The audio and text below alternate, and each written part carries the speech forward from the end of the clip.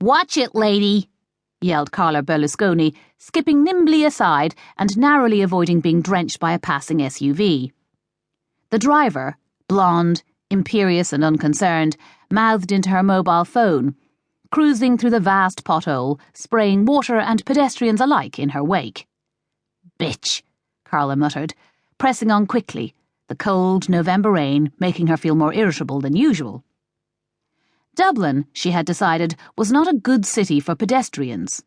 Oh, sure, you could walk most places, but there were way too many cars. In her native New York, people used the subway, although granted there was no decent public transport here.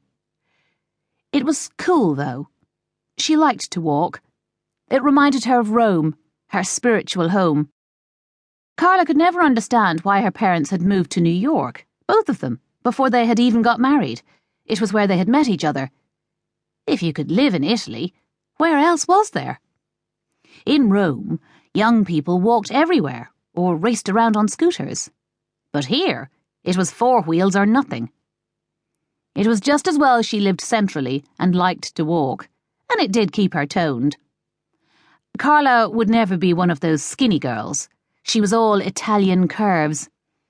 She had inherited her mama's hourglass figure, and that was just fine with her.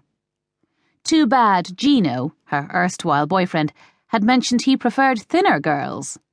Was he history or what? Carla loved her food and wasn't going to play the skinny game for anyone.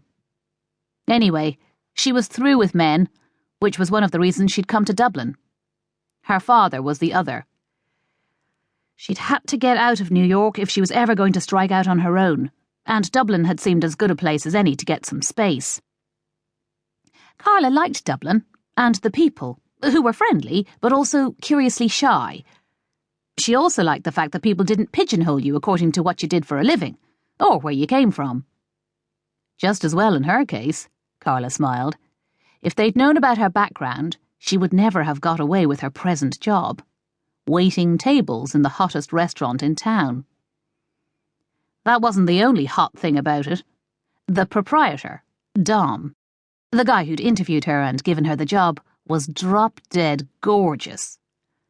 She smiled, remembering the interview just over 6 weeks ago, when, forcing herself to be positive, despite the gloomy economic forecast, she had walked in off the street, determined to get a job. Answering his questions, it had been all she could do to stop herself from staring at him. He was so beautiful. He made her think of the Italian statues she'd seen when she'd visited her grandparents in Italy.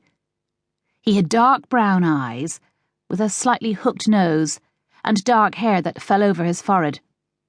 He was half Italian too, on his mother's side, which would account for the olive skin. But looking at Dom was as much as she was going to do. She'd had it with men and careers. Neither had worked for her so far. Apart from Mr. You could lose a couple of pounds, the few serious relationships she'd had thus far had all bitten the dust because of her dedication to work and the unsocial hours it had demanded of her. Getting to the top of the heap career-wise had left her lonely and frustrated, and had culminated in the spectacular family row that had seen her leave New York. Carla sighed. She'd had enough. No men and a complete career break were what she had decided. She had told Dom that she had worked in restaurants pretty much all her life, and that at least was true. "When can you start?" he'd asked her. "Right now, if you like." She couldn't help smiling at the way his face broke into a wide grin. "That's the spirit I like in my staff." He had shown her around the restaurant and introduced her to the others. She had allowed herself to wonder if that was all he might like about her, but only for an instant. This was work, she reminded herself. Dominic's had been the right choice. It was fun, and her co-workers were great. Everyone, that is, apart from Tanya Sherry, Dom's girlfriend. It hadn't taken Carla more than 1 minute in Tanya's presence to work out that the manageress was a tough cookie, and one of those women who viewed all other women as competition.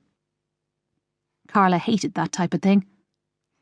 Tanya reminded Carla of those icy New York women with perfect manicures on the lookout for a man to bankroll them.